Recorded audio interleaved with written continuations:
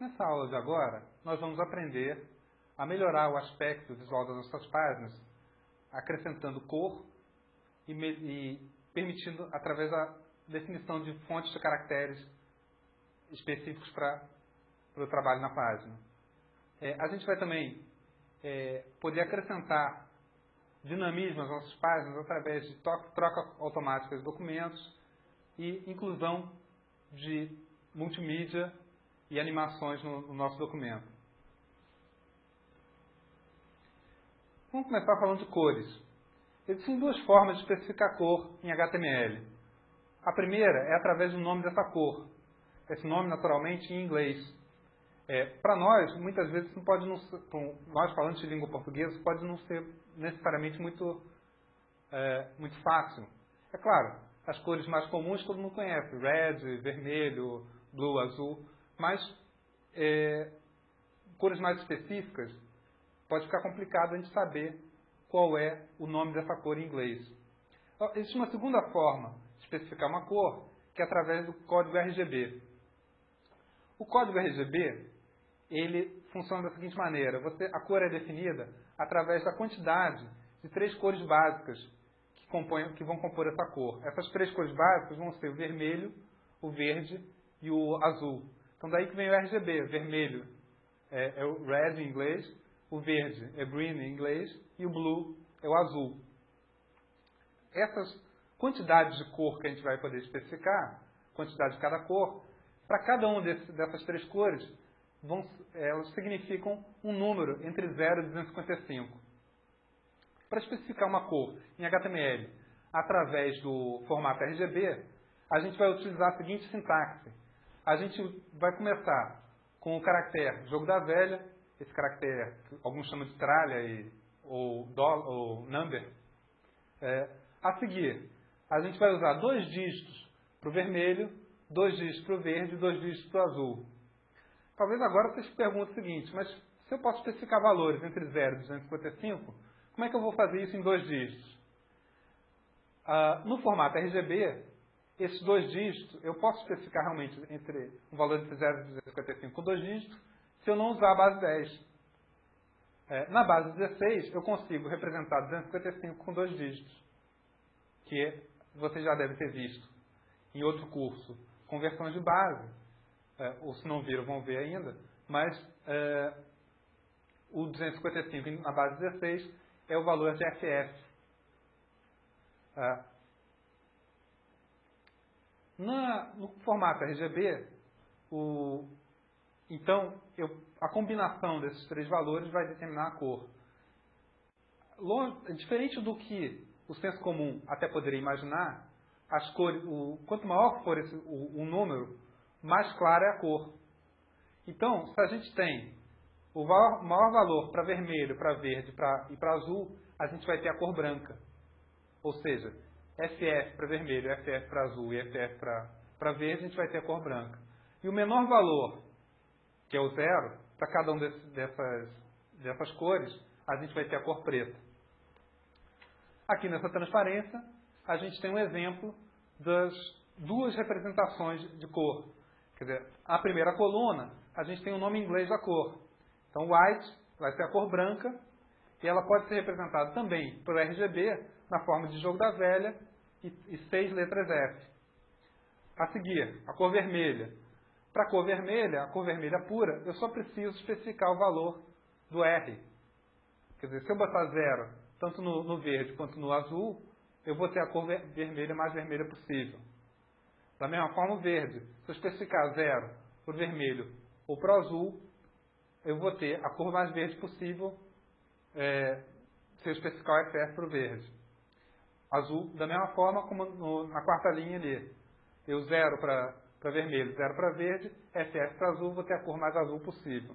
Qualquer outra combinação vai gerar combinações dessas cores.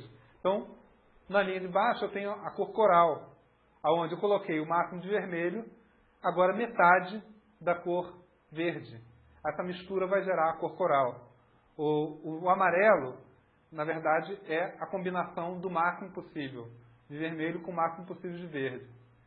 O cinza ele tem uma característica interessante. As várias tonalidades de cinza, elas são obtidas através de valores iguais para R, G e B. Alguém pode pensar, espera aí, mas e o preto e o branco? Que também tem valores iguais de R, G e B. Olha, a gente pode pensar o seguinte, quanto mais clara está ficando uma cor cinza, mais próxima ela vai ficando do branco. Então o branco, no caso, seria o cinza mais claro possível. Quanto mais escura está ficando cinza, mais ele vai se aproximando do preto. Então o preto seria o cinza mais escuro possível. Através dessas combinações, então, de R, G e B, a gente pode obter qualquer tipo de cor que a gente desejar. O primeiro lugar onde a gente pode aplicar o que a gente aprendeu sobre a definição de cores é na tag body. O body ele tem uma série de atributos que vão controlar cores que vão ser utilizadas no documento. A gente pode controlar cores do próprio documento, como a cor de fundo da página, ou o texto que vai aparecer na página, a cor dos caracteres que vão aparecer na página toda. Outra coisa que a gente pode controlar no body também é a cor dos links. A gente já viu que a gente tem 3 estados para os links. O link não visitado ainda, o link no momento que ele está sendo visitado e o link depois que ele já foi visitado. Então, para cada um desses estados, existe uma cor associada.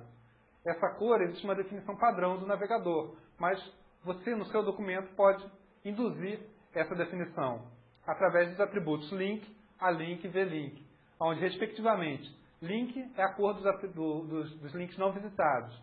A link é a cor dos links ativos, ou os links no momento que você está pressionando o cursor, o botão do mouse para selecionar um link. E vlink são os links já visitados.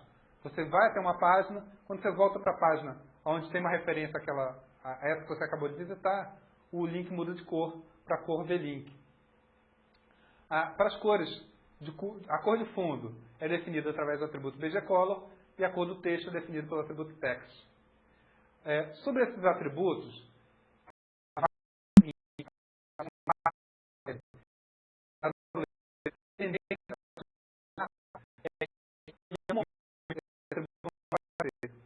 em detrimento das folhas de estilo. Mas,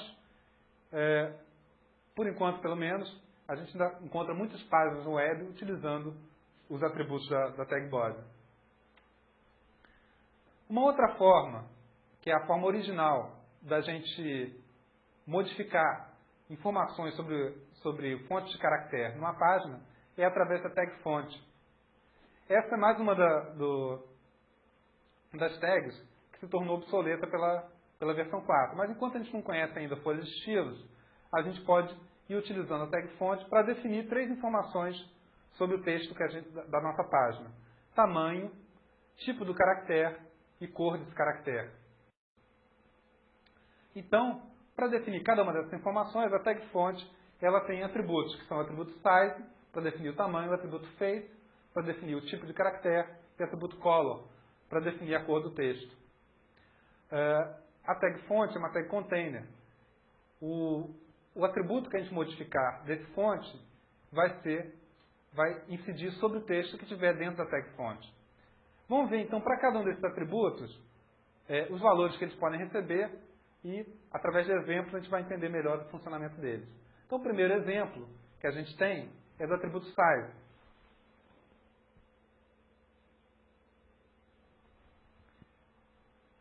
A primeira coisa a falar sobre o atributo size é o seguinte: esse tamanho que você vai especificar, você não é livre para dizer o tamanho, qualquer tamanho que você deseja. Na verdade, o HTML, ele botava uma imposição que o tamanho tinha que ser especificado entre 1 e 7. Agora, o que significa o tamanho 1, o que significa o tamanho 2, e etc. Esses tamanhos eles só dão uma ideia para a gente da ordem de grandeza deles. O que eu sei que o 1 é o menor de todos, o 2 é um pouquinho maior, até o tamanho 7, que é o maior de todos. Agora, que tamanho efetivamente vai ser o 1, 2 ou 3 ou 7, quem vai determinar é o navegador. A implementação do navegador é que vai determinar esse tamanho. Então, aqui, no nosso exemplo, a gente tem uma série de textos dentro de tags fonte. Então, tem uma tag fonte com size igual a 1, uma tag fonte com size igual a 2, com size igual a 3, e assim, ali na janela da direita, a gente pode acompanhar a evolução desses tamanhos. Se vocês repararem, o fonte size igual a 3 é o tamanho padrão de fonte. Exatamente igual ao tamanho padrão. Além de especificar size igual a um número, eu tenho uma alternativa que é a seguinte: size igual a o operador mais, um número, size ou size igual a menos e um número. Quando eu coloco o sinal de mais ou o sinal de menos antes desse número, esse valor ele é um valor relativo, não absoluto. Se eu digo assim, fonte size igual a 3, esse é um valor absoluto, o fonte vai ter tamanho 3.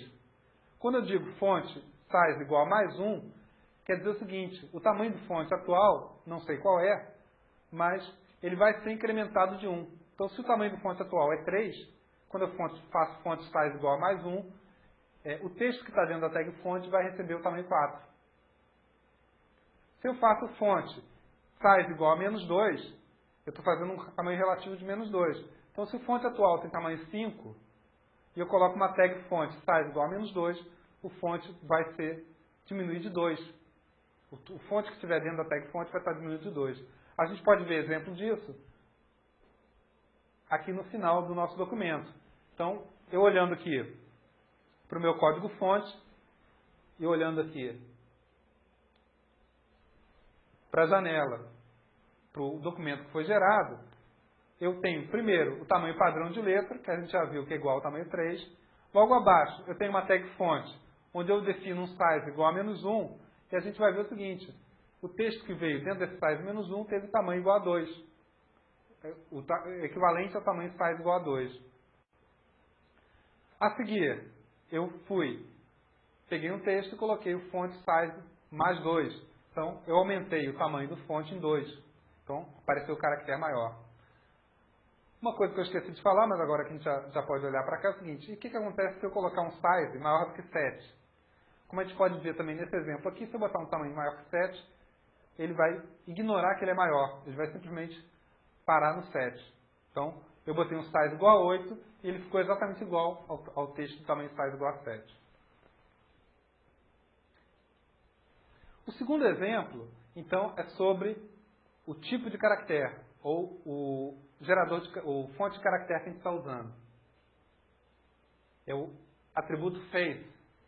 Então, no atributo face, eu posso controlar o tipo de caractere. A gente tem vários tipos de caracteres possíveis. Esse tipo ele vai determinar como é o desenho de cada letra. Então, existem alguns tipos que são muito utilizados, tipicamente Arial, Times New Roman e outros, então, são bastante conhecidos. Outro bastante conhecido também é o Courier. Courier, ele é ligeiramente diferente do Arial para o Times New Roman. É o seguinte, que o Arial e o Times New Roman, a gente tem uma seguinte característica do texto. Num texto em Arial, a letra M ela é mais larga que uma letra I. Quer dizer, as letras, na verdade, elas só ocupam a largura que é necessária. Já fontes do tipo Courier são o que a gente chama de fontes monoespaçados. No fonte monoespaçado, todas as letras têm a mesma largura. Esse é típico, é ideal para a gente fazer tabelas, onde a gente quer que o texto fique exatamente um embaixo do outro. Então, o fonte do tipo Courier, eles são o que a gente chama de monoespaçados, é uma outra categoria de fonte. Mas existe uma série de outros nomes. Quando a gente vai trabalhar com fonte, a gente tem que tomar cuidado com a seguinte coisa. Não necessariamente o fonte que eu tenho instalado na minha máquina, o usuário que vai ver a minha página tem esse fonte. Então, para isso, a tag font, o atributo face, ela permite que a gente coloque uma lista de fontes que vão ser associadas àquela tag font. Qual é o significado disso? Num determinado momento, eu só vou ter um fonte que vai estar sendo utilizado. Mas essa lista ela serve como uma alternativa ao navegador. Eu vou botar vários nomes ali. Se o primeiro fonte não existe naquela instalação, ele vai procurar o segundo. Se o segundo não existe, ele vai para o terceiro. E assim vai. A ideia é que o usuário, o desenvolvedor, vai colocar uma lista de fontes que tem características semelhantes. E que o usuário, dessa forma, ele não vai sair prejudicado. Porque se o primeiro fonte da lista não existir, ele passa para o segundo que tem uma característica semelhante à do primeiro. Então, o usuário vai poder ver o texto da mesma maneira, com um aspecto mais ou menos parecido. Então, tipicamente, isso serve, por exemplo, para fonte monoespaçado ou outro tipo de fonte. Então, se eu quero botar uma alternativa, eu tenho um determinado fonte monoespaçado, mas eu quero botar uma alternativa, eu posso botar como alternativa Courier. Da mesma forma, se eu tenho um Arial, eu posso botar como alternativa Times, ou Helvética, ou qualquer outra fonte que eu tenha. Então aqui, a gente tem, nesse exemplo aqui, tem vários tags fontes onde eu defino o atributo face. Na primeira tag fonte, inicialmente eu tenho um texto onde eu não defini a tag fonte. Na primeira tag fonte, eu defini o face igual a Arial. A gente verifica o seguinte, esse fonte, o texto que está na segunda linha já aparece diferente em relação à primeira. Por quê? Qual é o tipo de caractere da primeira linha? O navegador, ele tem, nas suas opções, nas suas configurações, ele tem também dois tipos de fonte de caractere que podem ser configurados.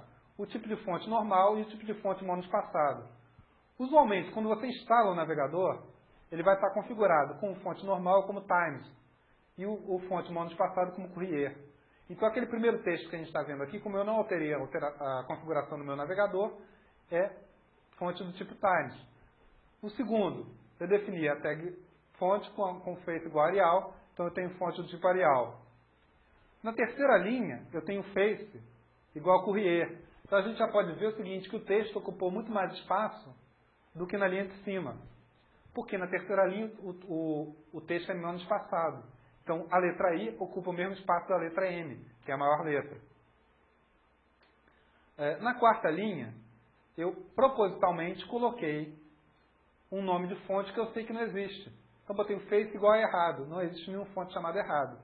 Então, o que o navegador vai fazer nesse caso? Ele vai optar pelo fonte padrão.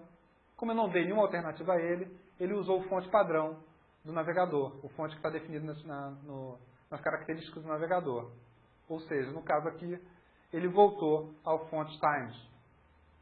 Na última linha, eu botei como primeira opção o fonte errado, que não existe, e a segunda opção fonte Courier. Então, o atributo face recebeu como valor um primeiro nome, que é o fonte errado, separado dele a opção com uma vírgula, separado por uma vírgula, a opção que é o Courier. Como ele não existe o fonte errado, mas existe o fonte Courier, então o texto da última linha aparece em Courier.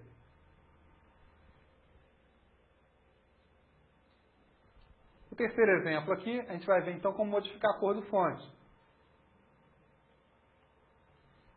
O atributo color, então, vai permitir na tag fonte que eu modifique a cor do fonte. Eu posso modificar essa cor, tanto utilizando a cor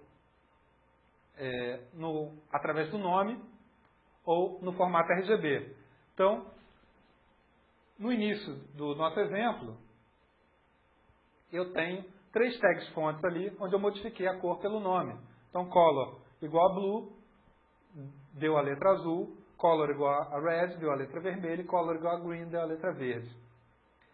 A gente eu não fiz um exemplo específico de modificação de cor na tag body, mas, se vocês repararam, vários dos nossos exemplos já tiveram a cor modificada.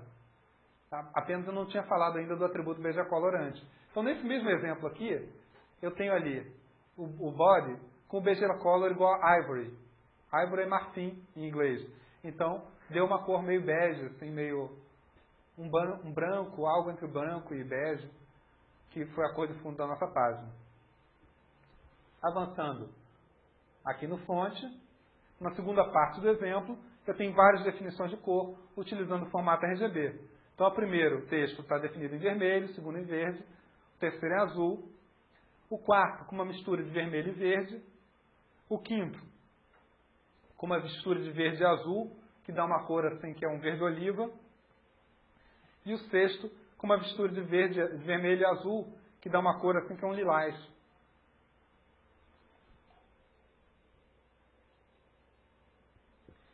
Então agora a gente já viu como a gente faz para definir cores e fontes de caractere. Vamos começar a ver nessa segunda parte da aula, então, a começar a dar mais movimentação às nossas páginas. A primeira ferramenta que a gente tem para dar mais movimentação à nossa página é a tag meta. Através da tag meta, a gente pode fazer a troca automática de documento que está sendo visualizado. A gente pode programar para o navegador automaticamente carregar um novo documento na nossa página. A aplicação disso, a gente tem basicamente 3 aplicações. Uma é redirecionamento. Por exemplo, eu tenho um site que tinha uma determinada URL e agora eu quero mudar o endereçamento desse site. Mas como tem muita gente que já conhece aquela URL antiga, eu boto uma página na URL antiga, que a única coisa que ela faz é redirecionar para o site novo. Ou seja, assim que o usuário entra naquela página, depois de algum tempo, ele vai passar para o site novo. As outras 2 aplicações possíveis seriam a apresentação de slides, o que é uma apresentação de slides? Nada mais é do que eu tenho uma página que depois de algum tempo vai mudar para outra, depois de algum tempo vai mudar para outra, depois de algum tempo vai mudar para outra. A terceira aplicação é atualização de uma imagem. Alguns sites, por exemplo, se especializam em ter uma câmera monitorando um determinado lugar, por exemplo, uma rodovia.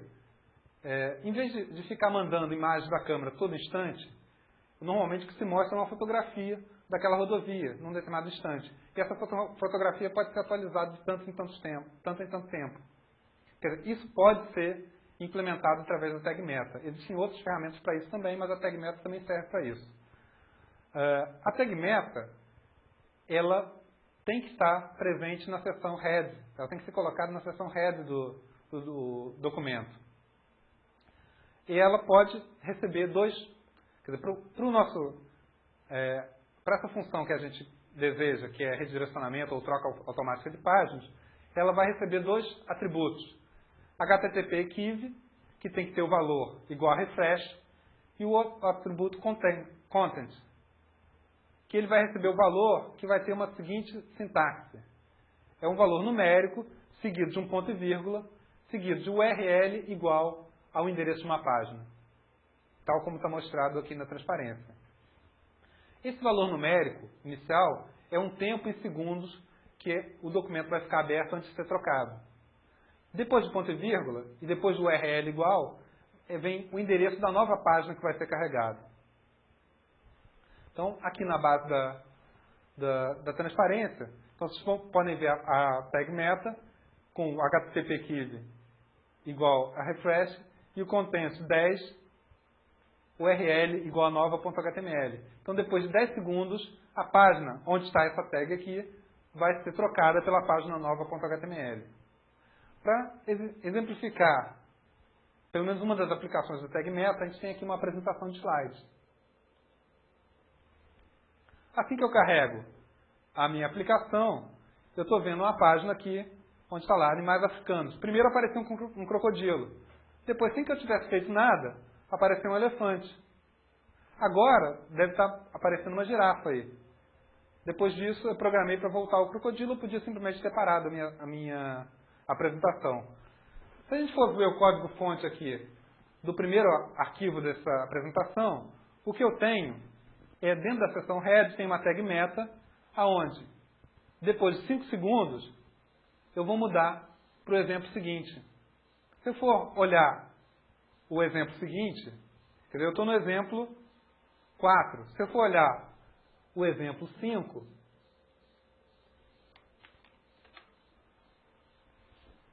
o que eu vou ver no exemplo 5 é o seguinte. O 4, ele carregava automaticamente o exemplo 5.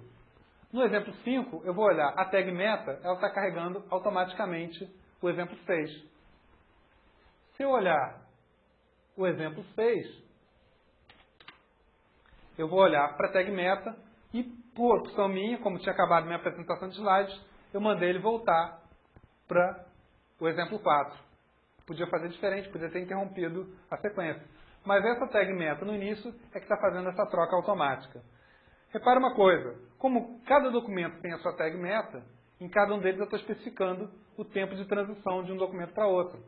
Então esse tempo pode variar de um documento para outro. Basta que em algum documento eu bote um valor diferente do que eu botei nos outros.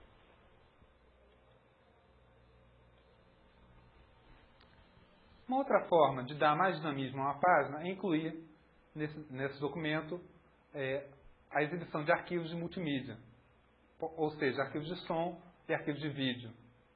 Diferente de arquivos de imagem, que já existem alguns formatos que são extensamente utilizados, no caso de arquivos de som e de vídeo, existe uma centena de formatos e a cada dia surgem novos formatos. E alguns formatos são mais adaptados a uma determinada aplicação do que outros.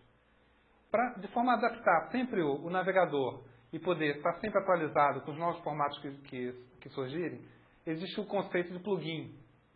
O plugin ele nada mais é que um pedaço de programa que se incorpora ao navegador. Quer dizer, no momento que eu desenvolvo um novo formato de um determinado dado, eu quero que o navegador seja capaz de exibir esse dado, eu construo um programa que é um plugin, utilizando determinadas regras, e uma vez que esse programa é instalado, ele vai fazer parte do navegador. Sempre que o navegador encontra um determinado dado naquele formato, ele vai ativar o plugin correspondente. Então, no caso de áudio e vídeo, a gente vai poder ver esses dados desde que o plugin correspondente já esteja instalado. Felizmente, alguns plugins já são instalados previamente quando a gente instala o navegador. Dentre os formatos de áudio, os mais comuns são esses aqui. O Wave, que é o formato padrão da Microsoft, o AU, que é o formato padrão dos sistemas em Unix, um formato que está muito na moda agora, que é o formato MP3, que ele tem uma grande vantagem, que ele é compactado. Quer dizer, arquivos de som e arquivos de vídeo, eles têm essa característica, que tem potencial de gerar arquivos muito grandes. Então, o MP3, ele consegue fazer uma boa compressão com um mínimo de perda de qualidade de arquivos de áudio. Um outro tipo de formato que é muito compacto é o formato MIDI. A única desvantagem do MIDI é que ele não serve para música vocal, ele só serve para música sintetizada. Um outro formato que muito em moda atualmente é o RA, que é o formato Real Audio. O Real Audio, ele junto com outros formatos, ele tem uma característica que é permitir a execução de som por demanda. O que significa isso? Quando eu mando incorporar um arquivo Real Audio na minha página, o usuário não precisa ter carregado todo esse arquivo para poder ouvir aquela música ou aquele som. À medida que o arquivo vai sendo carregado, ele já vai sendo tocado.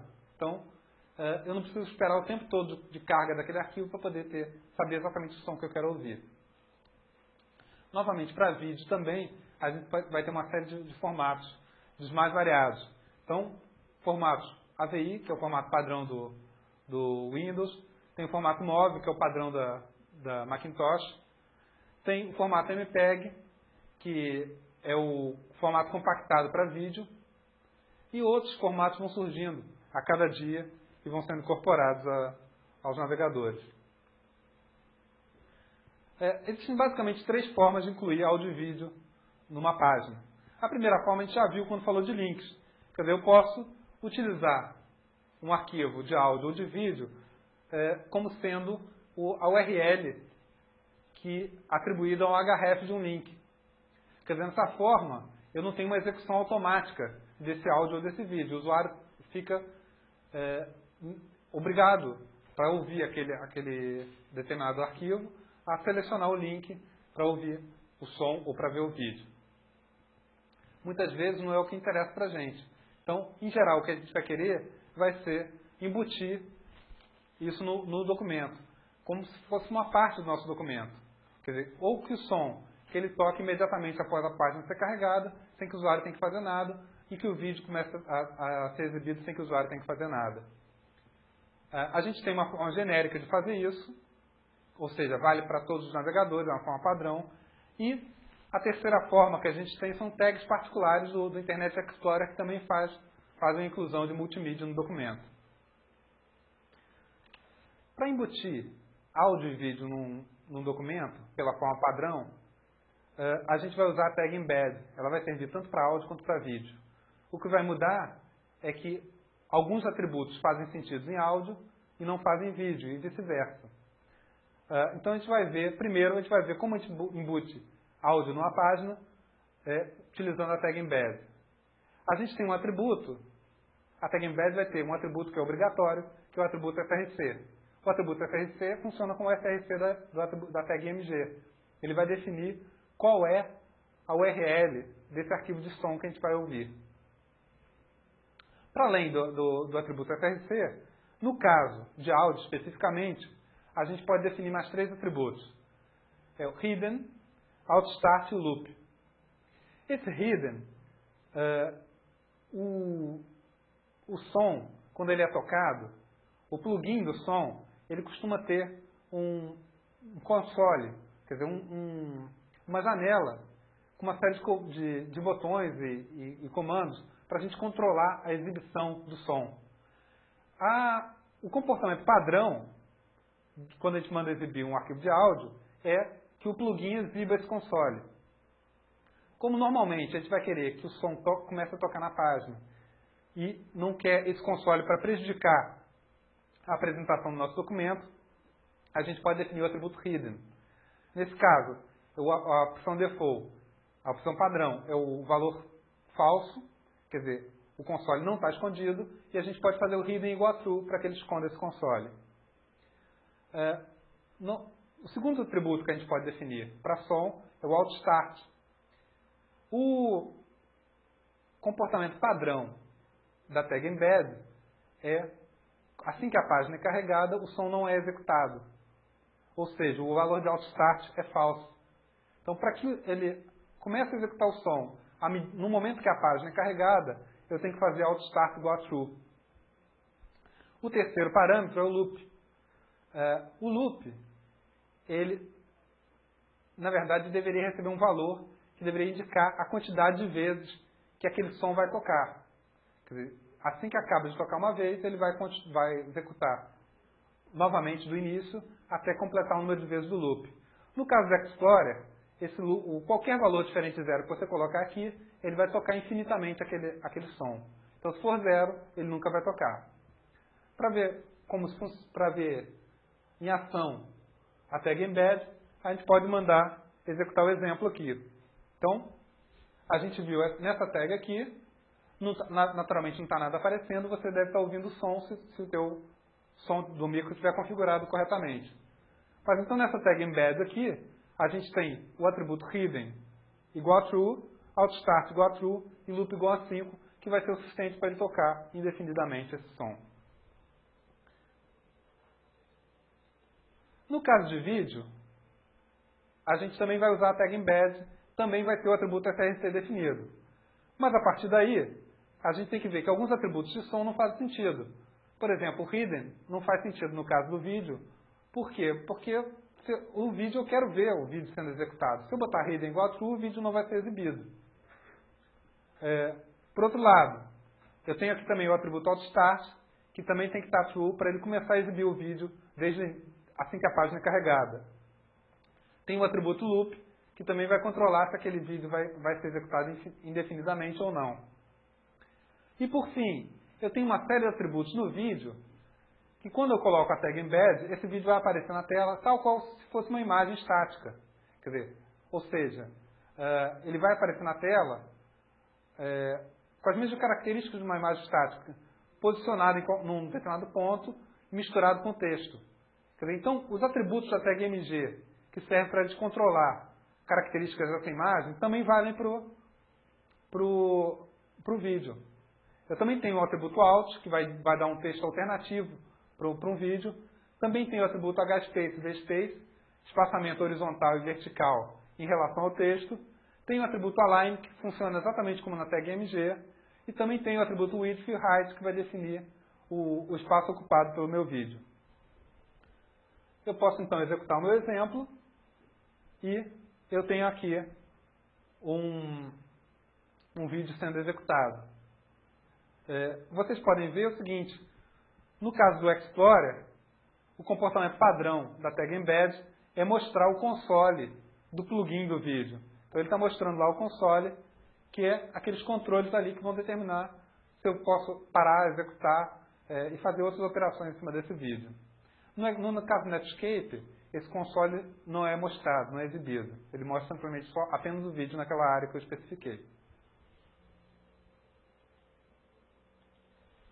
O Internet Explorer, para além desses atributos que a gente já viu, também permite que a gente insira áudio e vídeo através de duas tags especiais.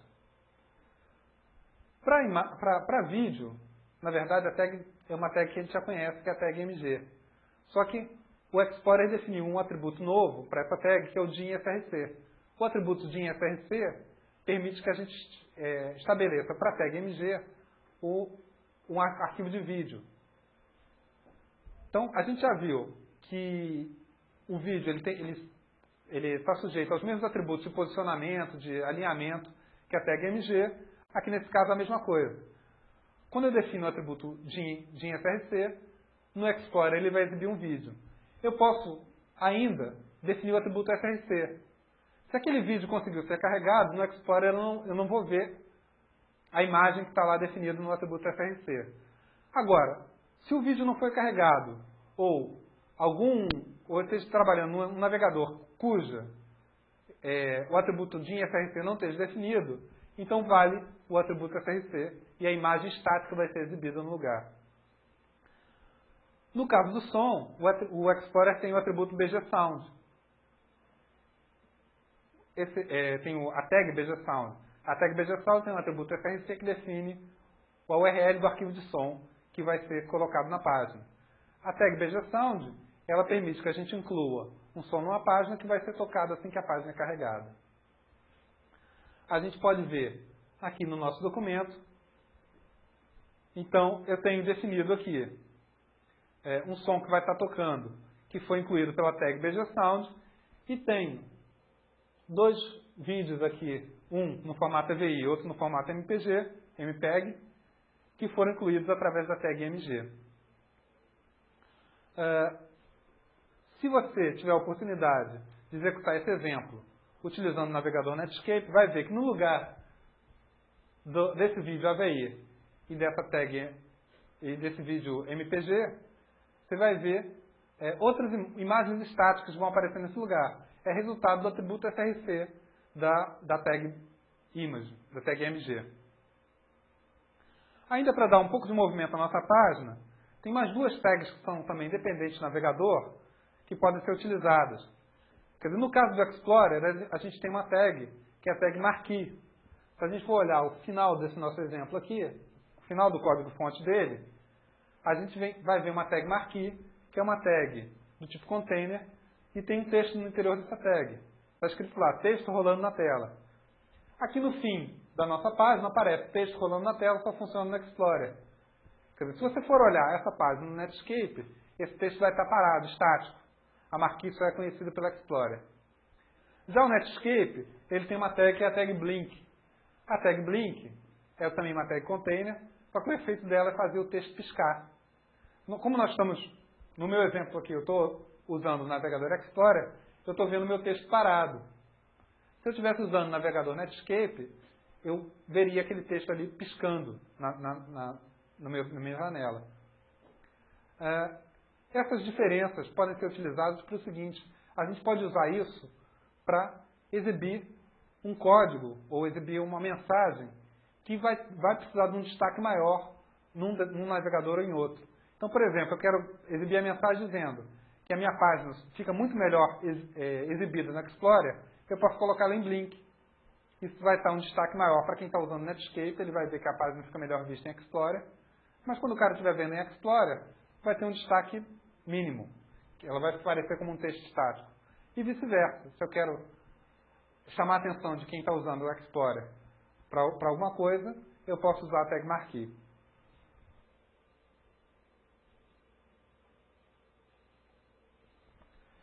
A última forma de a gente dar mais dinamismo nas nossas páginas é através da inclusão de animações nos nossos documentos. Uma animação, ela se baseia no seguinte princípio. É um conjunto de figuras, normalmente é o mesmo assunto, onde a exibição rápida dessas figuras dá a impressão de movimento. Então, por exemplo, eu posso ter um bonequinho, onde na primeira figura ele está parado. Na segunda figura, ele está movendo ligeiramente, ele moveu um pouco o braço para frente. Na terceira, ele se abaixou para pegar alguma coisa. Na quarta, ele levantou um copo, por exemplo.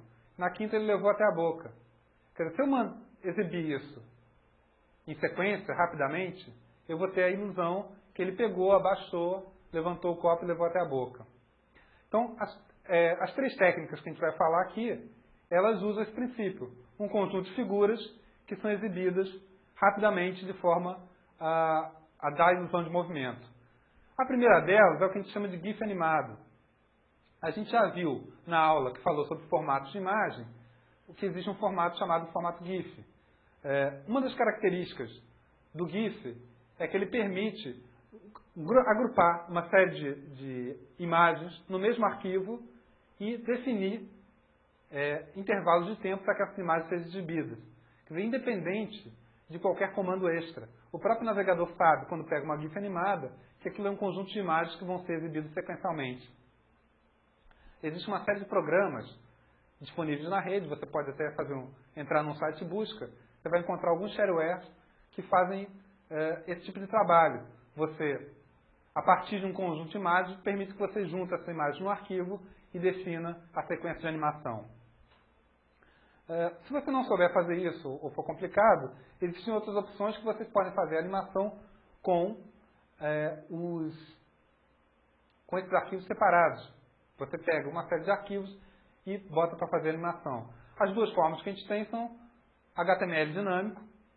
O HTML dinâmico, ele é uma mistura de duas técnicas ligadas à web. É o HTML a partir da versão 4.0 e o JavaScript. A mistura e o trabalho dessas duas coisas permite que você acrescente movimento à sua página. Então, através de pequenos programinhos em JavaScript, você pode fazer a alternância de figuras de forma a gerar essa animação.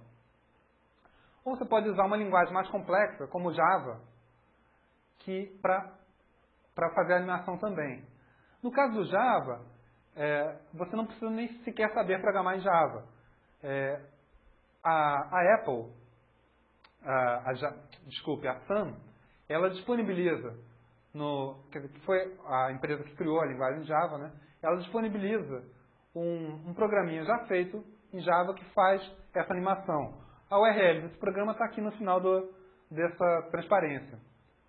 Se você for a esse site, ler as instruções, baixar esse programinha e instalar conforme as instruções, você vai poder acrescentar, incluir nas suas páginas, uma chamada a esse programa para fazer a animação. Então, só para ilustrar esses três tipos de forma de criar animação, a gente tem um exemplo aqui. No início do exemplo, a gente tem aqui 7 arquivos que vão compor a nossa animação. Numa primeira olhada para esses arquivos, você pode talvez não ver a diferença entre eles. Mas se você for olhar o primeiro arquivo em relação ao terceiro, você vai ver que o braço do menino está mais levantado no terceiro arquivo do que no primeiro. Quer dizer, do primeiro para o segundo ele levantou um pouquinho o braço, do segundo para o terceiro mais ainda, do quarto ele mexeu um pouquinho mais o braço, no quinto ele levantou o outro braço, e assim vai. Se você for olhar também para o skate, vai ver que ele também vai mudando de posição de uma figura para outra. Então, se eu exibir essas figuras rapidamente, eu vou ter a ideia de animação. No primeiro exemplo, eu tenho a figura animada. Se eu vier aqui para o código fonte, essa figura animada, essa animação é incluída apenas com uma tag MG. Essa tag MG, onde o src aponta para um arquivo .gif, que é uma GIF animada, vai colocar na minha página aquela figura já fazendo a animação. E nada mais é do que a sequência daqueles arquivos que a gente viu anteriormente. A segunda forma é através de JavaScript. Você também pode olhar aqui no exemplo, também está aqui a animação de JavaScript. Essa parte aqui você não vai compreender ainda conforme isso funciona, mas até o final do curso a gente vai ver a parte de JavaScript onde a gente vai aprender justamente a fazer esse tipo de coisa, criar animações como essa. mas o princípio é exatamente esse. É pegar aquelas figuras e exibir em sequência. E por fim, tem a animação feita aqui com o Applet Java, utilizando o programinha baixado do site da Sun.